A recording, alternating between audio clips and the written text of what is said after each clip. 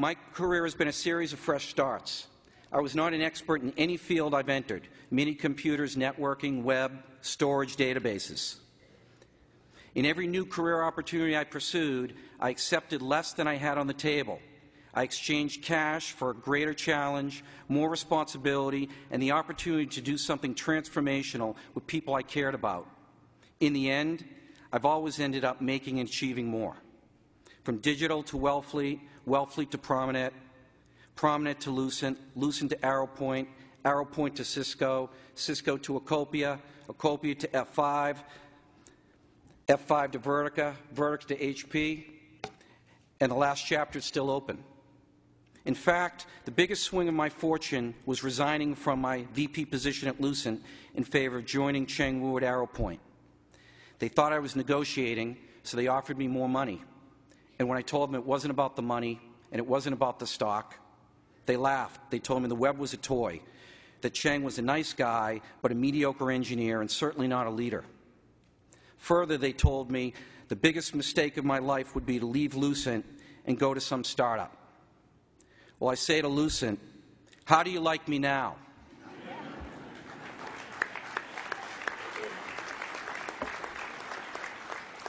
My risk-tolerant mindset spilled over into my judgment and decision-making at these companies. At Prominent, we had an all-cash offer, and I convinced the CEO not to take it.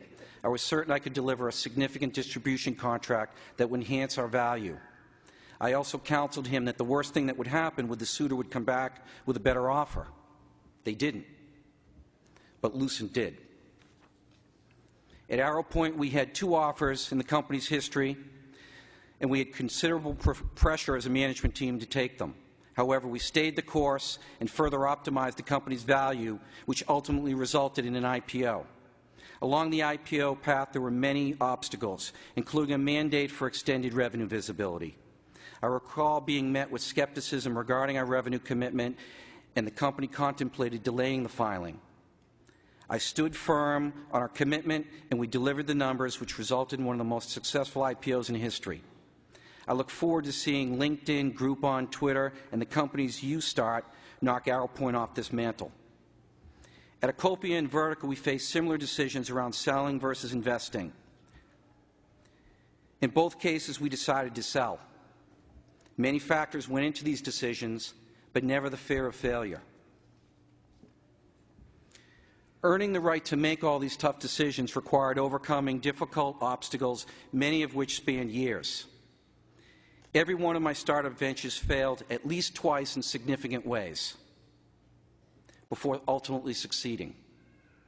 Most startups fail simply because they can't deal with adversity. Acopia, while not my greatest success in financial terms, is my most satisfying venture to date, simply because we should have failed and we didn't, because the team refused to quit. We started the company on the heels of the dot-com bust. We set out to build a product that was too early to market. Consequently, we had to build something that took us twice as long.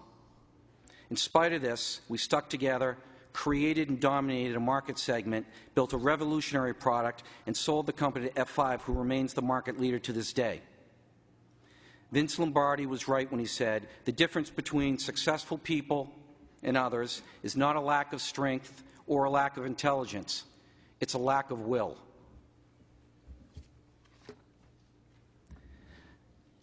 I'm sure that not many of you know, but this spring marks the 30th anniversary of my courtship with Bentley.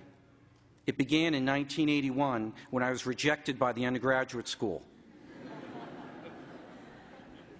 Deservedly so, I might add. In 1991, I was sitting where you are with an MBA in hand, and today, exactly 30 years later, I humbly stand before you. Well, not that humbly. The 2 most important decisions in your life are who you spend it with and what you do for a living. Don't compromise. You must choose someone and something that you love and you can be passionate about until the day you die.